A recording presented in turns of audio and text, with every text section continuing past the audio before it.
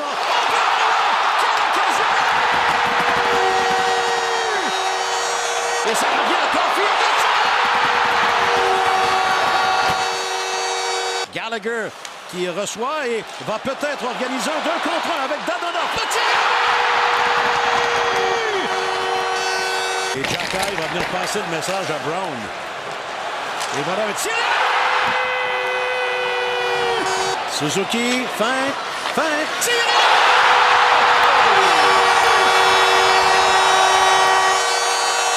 Of course, Montreal Canadiens for the third time and 5-game won another game against the Arizona Canadiens, that time by the score 6-2. Welcome back to another App Daily News with the hockey coach, Coach Frenchy. Today, episode number 156. What do you have on the menu, Coach? First of all, recap game between the Coyotes and the Montreal Canadiens. I'm going to talk about the app news. The one we have today is Mike Hoffman. We're going to talk about Juraj Slafkovsky with his first goal career in NHL. Finally, I'm going to talk about the retro jersey. What do you think about those jerseys? Let's move on now, guys, talking about the first subject of the day. The first subject of the day, guys, is about the recap game between the Coyotes and the Montreal Canadiens. Final score, Montreal Canadiens 6, Arizona Coyotes 2. Like we do usually when we do the recap, we talk about the scorer of the game. First of all, Montreal scored 3 goals in the first 7 minutes and 17 seconds. Josh Anderson got a rebound of Jonathan Drouin to give the first lead on Montreal Canadiens at 1:58. Dak got an assist.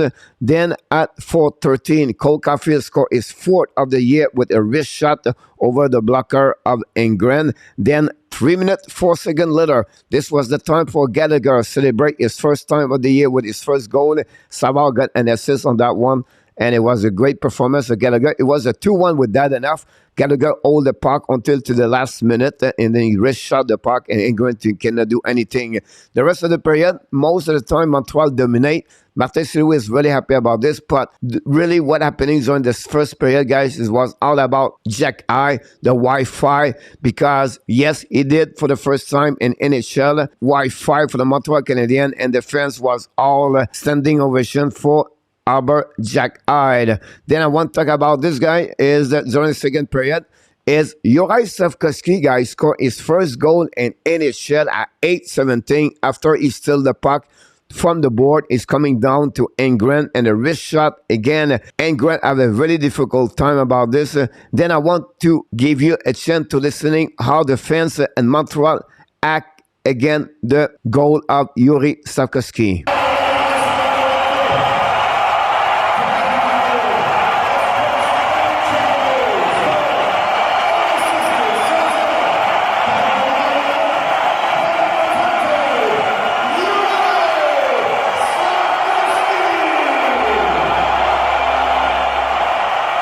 Wow, what a great fans in Montreal Canadiens to celebrate the first goal of Slafkovsky.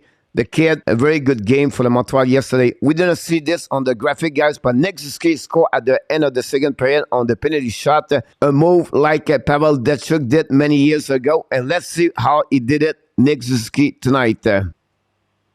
Oh my God. Above the glove of the Ingren. What a move from Suzuki. Have a great hands. He's really shifty, to be honest with you. After 40 minutes, the score was 5-0 for Montreal Canadiens. Then Arizona come back with 2 goals and less of 2 minutes. First, Mazur scored first goal of the season. Then Travis Boyd scored his first goal, of course, of the season. It was his second point of the night. Then in the empty net at 16:36, Sean Monahan scored on the second goal of the year, unassisted. It was all the goal we got yesterday during the game between Montreal and Arizona Canadiens. Let's move on to the next graphic. The leader of the night, first of all, a boy have 2 points. Kashibi here have 5 shots, and of course he played 23 minutes 14 seconds. Then Ingren have only a save percentage of .828 for the Montreal Canadiens. They have 9 different players with 1 point for the Montreal. Caulfield shot 4 times on Ingren. Cooley played 22-19. Then finally Adam have a save percentage of .926. Finally, we like to present to you guys is the graphic for the shot. And this time it was Montreal did pretty good overall on the right side of Ingren. Very difficult time for him because he gave 4 goals from the Montreal Canadiens, almost 5 from the shot from Slafkovsky over the top circle, and that's the way Montreal Canadiens scores. That's what we want. We want a shot for the Montreal going to be in the house most of the time. So that gives you an idea, guys, what's happening between the Montreal and the Coyotes about the graphics. Then want to talk about great game overall for the Montreal Canadiens. They really dominate most of the time, possibly 5 minutes at the beginning of the third period. Otherwise, Montreal was all over the Coyotes yesterday. Maybe they celebrate too much after 2 days off in Montreal. 6 French scorers for the Montreal Canadiens. That's a great thing happening for them. Then the first goal of the Slafkovsky yesterday. Great celebration for the young man and, of course, for the fans at the Bell Center. I want to talk about, of course, the big fight between ARBER and Cashin. The Wi-Fi really disconnect Cashin. Finally, I want to talk about the finish shot of Nick Suzuki. Great move over the glove, a soft puck drop, and Ingrid was completely beat by Suzuki.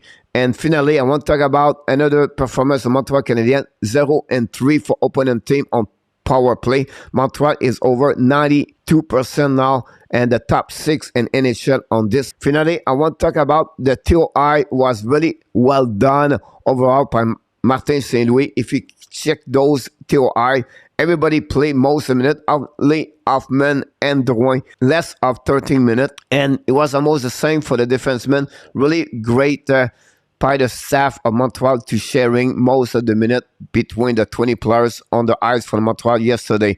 Great performance from Montreal Canadiens, won their third W of the season. The next game is going to be Saturday night. Again, the Dallas Stars. They just lost 3-2 and overtime yesterday. That's complete, guys, the first subject of the day. Let's move on now for the next subject. So my next subject, guys, is about the app news. I like to bring to you different news around Montreal Canadiens, but today I want to talk about something specific. Martin St. Louis, it's time to take big decision. What are you talking about? So far, it's pretty good. Armia is out. They have only 2 extra players. And then on the defense, they're missing Madison and Edmondson. But today I want to focusing on one player, Mike Hoffman. It's time to put him out of the lineup. And I will prove to you the reason why I would said it's time. Because first of all, guys, he played an average only 13 minutes 40 seconds. He started as the top line for the Montreal Canadiens. Now he's playing on the 4 line with Jake Haven and Slafkovsky. The second thing I will mention to you, on Haven's strength, 5 versus 5, including the power play, guys. He has only 1 point in the beginning and 5 games. Only 1 assist. He has 4 shots on the net on the 13 attempts he did so far. Just give you an idea, he's not impressive right now with him.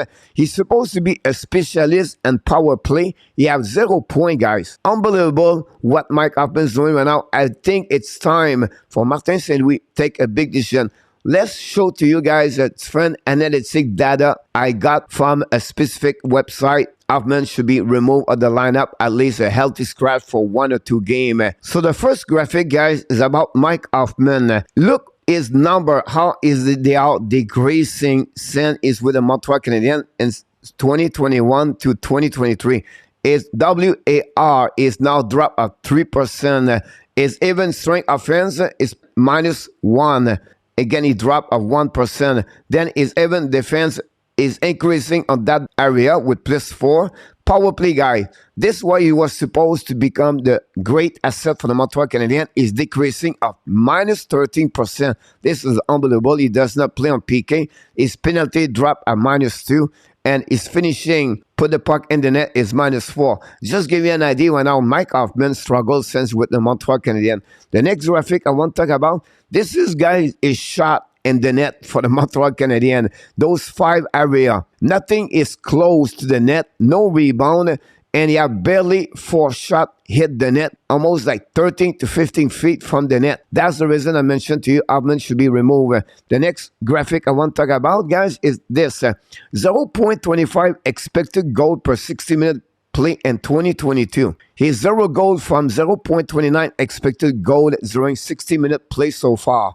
He's 0.36 expected goal after adjusting for shooting talent. Just give you an idea, guys, how he's so one of the worst players for the Montreal Canadiens. Then finally, I want to mention this. Shooting percentage is 0.0. We have 0 goal, by the way. Percentage of shot on the net is at 66.7.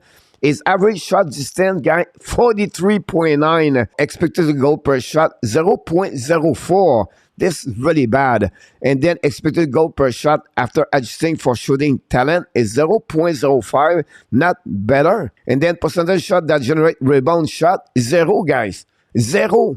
Percentage of shot frozen by the goalie, 16.7. At the end of the day, guys, Mike Hoffman right now is really not the answer for Martin Saint-Louis. And I think right now, the Montreal Canadiens have to take some big decision about Mike Hoffman. My next subject of the day, guys, is about Juraj Slafkovsky, the moment of the night for the Montreal Canadiens. This is where what is show is exactly why the Montreal Canadiens draft him the first overall pick. Why? I will tell you why. Look his reaction after the goal he did. It showed to me his emotion. It showed to me his desire. It showed to me his charisma.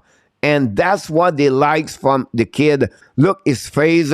Look what he did to Josh Brown. And that's why the people love Juraj Slafkovsky. Guy, he have an amazing, great game overall. A good first goal of the game. And let's listening the reaction of the fans when he scored his goal.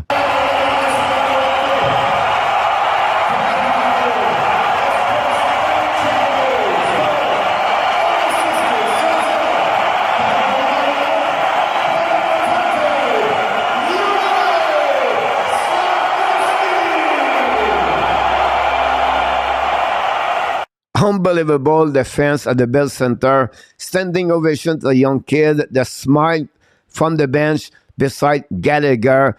Listen, people love him inside of this organization, and they believe he's going to be a great hockey player. Of course, we have to wait.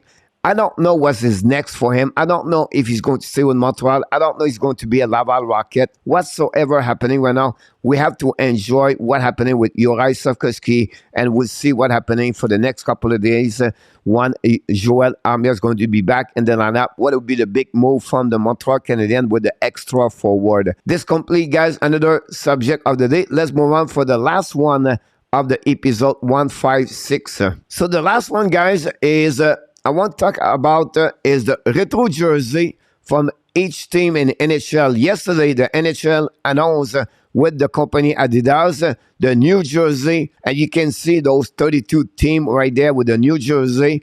I would love to hear from you. Which one do you like? Leave me a comment, and maybe the one you don't like. 1 to 3 team. Honestly, for me, I love the San Jose Sharks.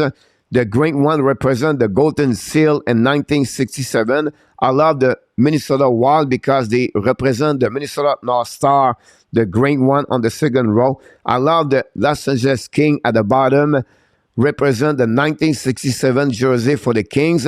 I like the Flyers with the pants, the Cooper all long pants that they used a couple of years ago in 1980s. The one I don't really like for me is the Chicago, the Hurricane, and the Detroit Red Wings.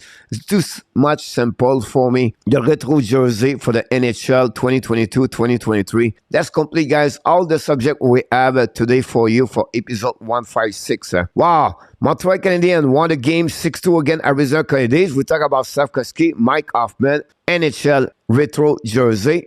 And of course, before we leave, we invite you, don't forget to click on the like, subscribe to the Hockey Nation Live Show, leave me a comment, but the most important thing, leave me a likes.